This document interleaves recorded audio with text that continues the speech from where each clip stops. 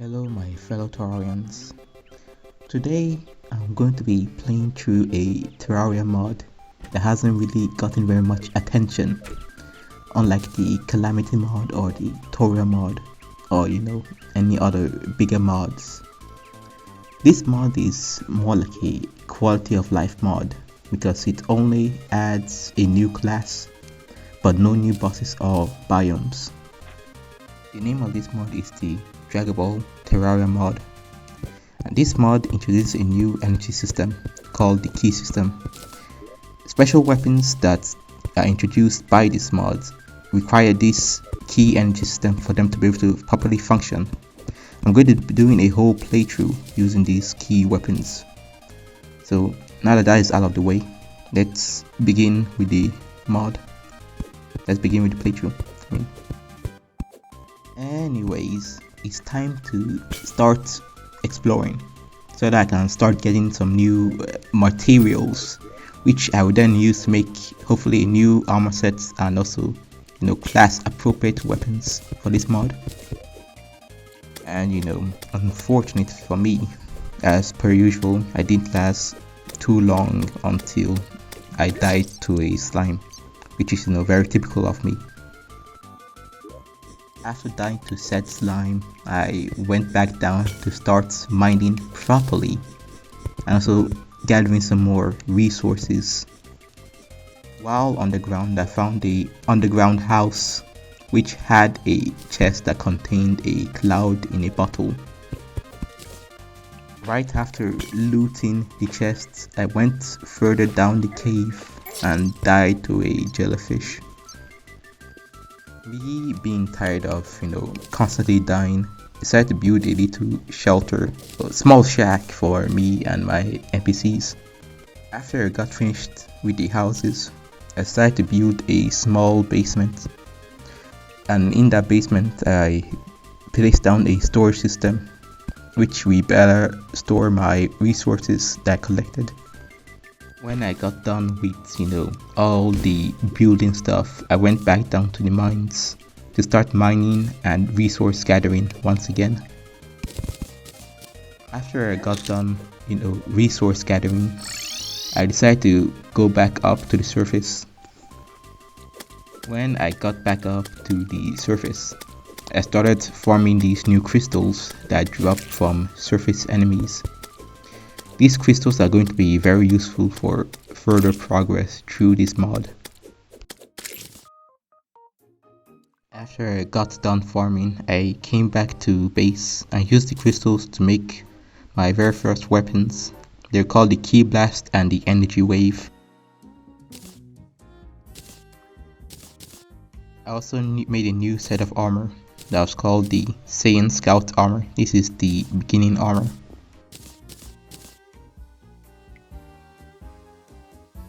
I also made a new accessory called the Sapphire Necklace. After making all these new items, I went to the right side of the world to start exploring some new territory. I got to the jungle and started exploring its underground for some more resources. I started gathering resources while thinking about how to further progress through this mod. Unfortunately, due to my own blindness, I didn't see the boulder trap. I went back down there in hopes of finding some more materials and resources to use. But I got sniped by a hornet and perished quickly. I, once again, for the second time, went back down there and found a beehive, which I'm going to be saving for later. After getting bored with the right side of the world, I decided to explore the left side of the world once I reached the surface. I made my way down to the underground corruption in hopes of getting life crystals to further boost my maximum health. I managed to find a life crystal, but I died due to a boulder once again. After my death, I came back down to the underground corruption to start blowing up some shadow orbs. Due to my bad luck, there was unfortunately only one orb in this part of the corruption. Not wanting to waste any more time in the corruption, I went back up to the surface and started digging a elevator. While I was digging this elevator, I was trying to get lucky and perhaps maybe find some more loot or even more life crystals on the way. After digging the elevator for a little while, I started gathering some resources on the way. After gathering enough resources, I went back to the surface to buy an accessory from the traveling merchants. I then made my way back down to the underground, but the goblin army decided to invade instead. Okay, let me just, rant a little bit about the goblin army. The goblin army are so boring to fight. They do an insane amount of damage, can easily swarm you and your base and make it into a burial site like instantly. The event is a bad event that only serves to make people angrier than they already were before the event even started. There is no challenge in this event, only pain and nothing to gain. But the event is still terrible. Hopefully, Relogic might improve this event in the future. Anyway, end of rant. After the very embarrassing and deeply depressing Goblin Army fight, I picked a fight with the Eye of Cthulhu instead to calm my nerves down. So enjoy the fight, I guess.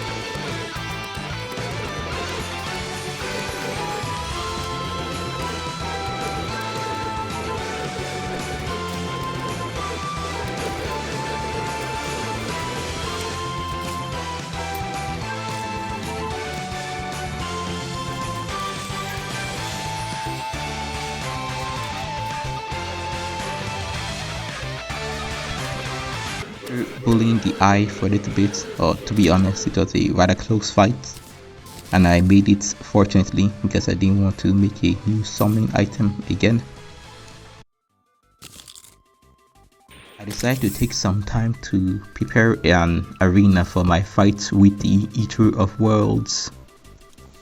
I expanded the previously small tunnel in the underground corruption for better maneuverability and a better chance at fighting the worm in a bigger, more open space.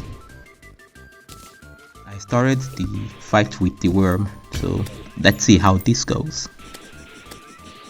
The fighting was going well for a little bit. I was doing a lot of damage to the worm.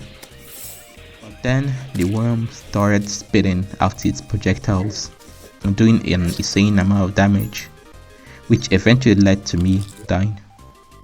After getting some more life crystals off screen and building a brand new arena with a lots of open space for more maneuverability against the worm, now it's time to begin the fight. I hope that I don't have to fight this boss ever again. For now, enjoy the fight.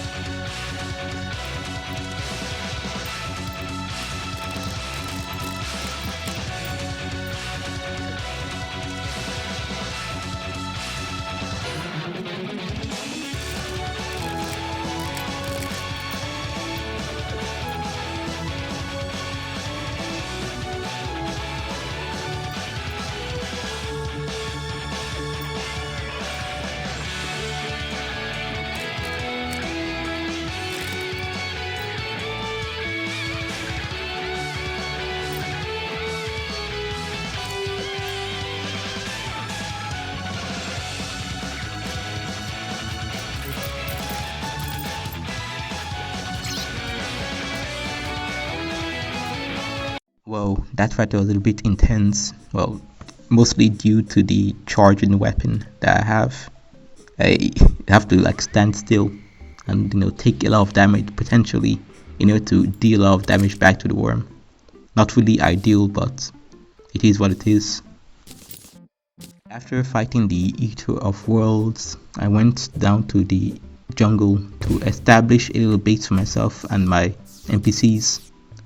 This base is so that I have a little bit more space for my NPCs. After getting finished with my new mini base, I decided to start farming for some new crystals that drop post Eater of Worlds. These crystals are going to be very useful in creating new weapons, new accessories, and new armor sets. After I got done finished farming the crystals, I went back home and made some new weapons, like the energy barrage and the double sundae. After that, I made the turtle hermit armor set. I used my remaining crystals to make the scouter accessory. After crafting all those items, I went back down into the jungle underground in order to start preparing for my queen bee fight.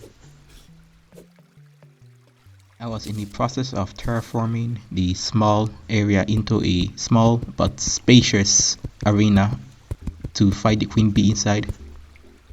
After blowing up a couple of more blocks here and there, it was time to finally start fighting the bee. In order to start the queen bee fight, I had to break the larvae. After breaking the larvae, I made my way out of the hive into my spacious arena in order to better fight the queen bee. Now, enjoy the full fight.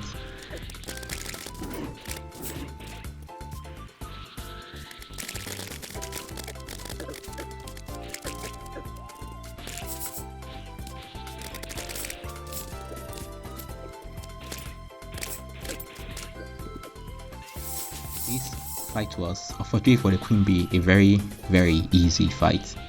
I barely took any damage and I dealt a lot of damage back to her. So, unfortunately for you, queen bee, maybe next time. After killing the bee, I made a new accessory called the battle kit. After making the battle kit accessory, I made my way up to a sky island in order to start grinding the new materials that drop after you kill the queen bee. I came back down to base to make some new weapons. Weapons are called the Destructor Disc and the Masenko. I also made a new accessory called the Earthen Scarab. After making all those items, I went to reforge them. The reforges are dirt cheap to do, so I'm not going to spend too much money reforging, luckily. After making the new arena, I waited there until it became night. When night fell, I started the Skeletron fight, so enjoy me bullying Skeletron like I usually do.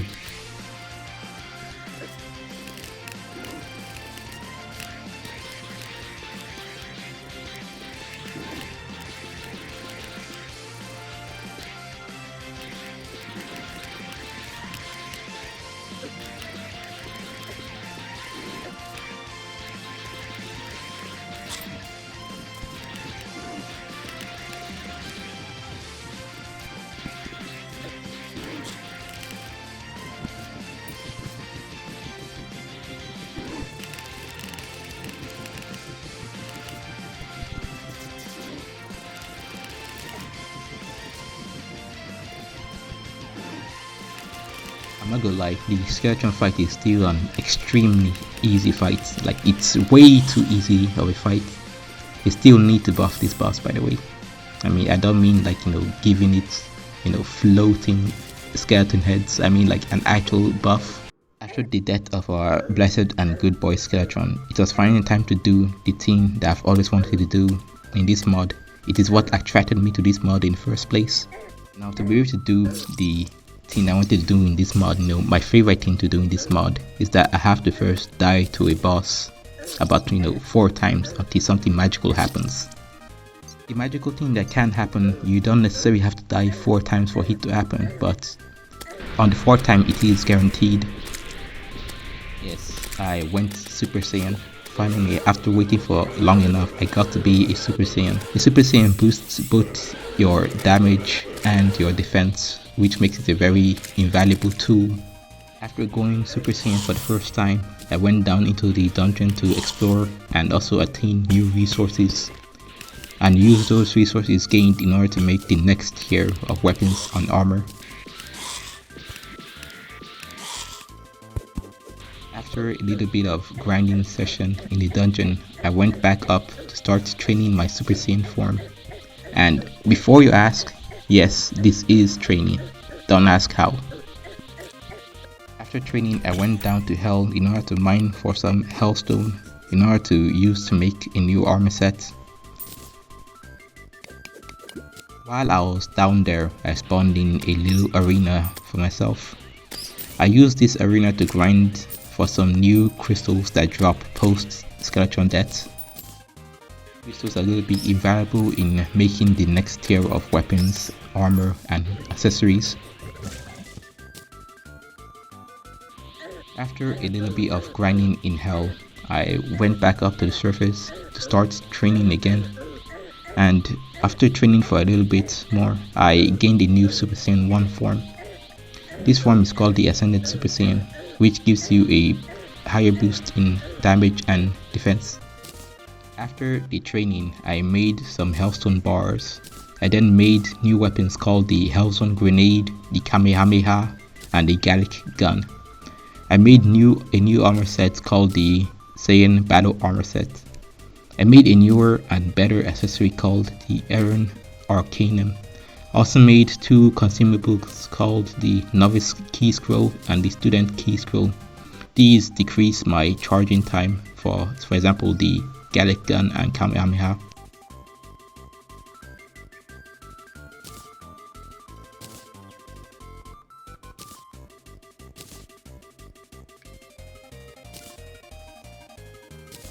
After crafting all those newer items, I went back to training in order to obtain a newer form.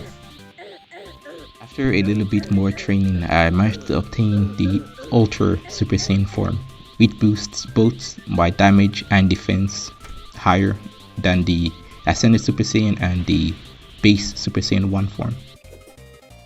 For my final preparations, before I face the Wall of Flesh, I'm going to hunt down the Dragon Balls in order for me to get my wish granted. So here is a little montage of me getting all the Dragon Balls.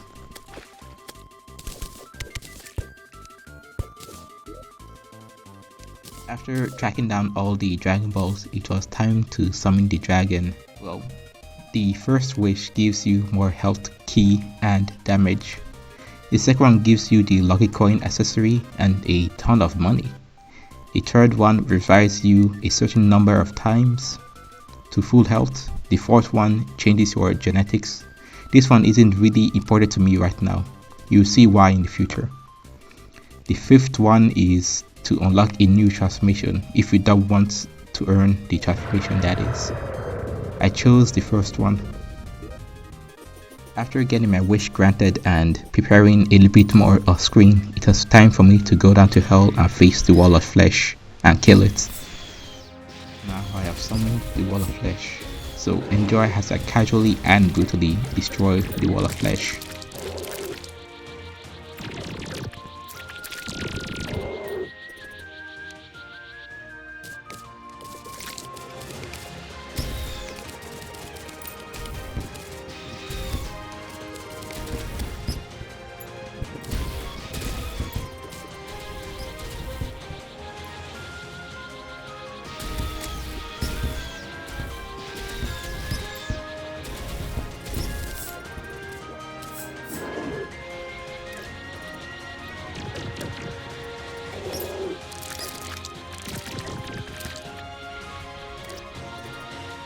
You wanna see me do it again?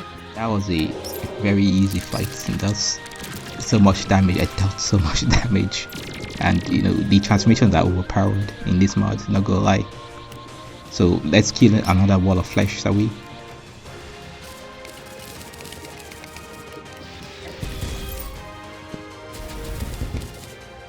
After completely obliterating and destroying another Wall of Flesh, I decide to open the treasure bag to see what I get. I I managed to get a teleportation tome that I can consume and use to teleport to NPCs anywhere in the world that I want to. That's needing a pylon. Well, now that we're in horde mode, it's time to start planning on what to do next. Well, I'm going to be planning for a while, so see you next video, I guess. Thanks for watching, and make sure to leave a like, comments, or maybe even a sub if you want. And then I'll see you in the next playthrough, I guess. Goodbye.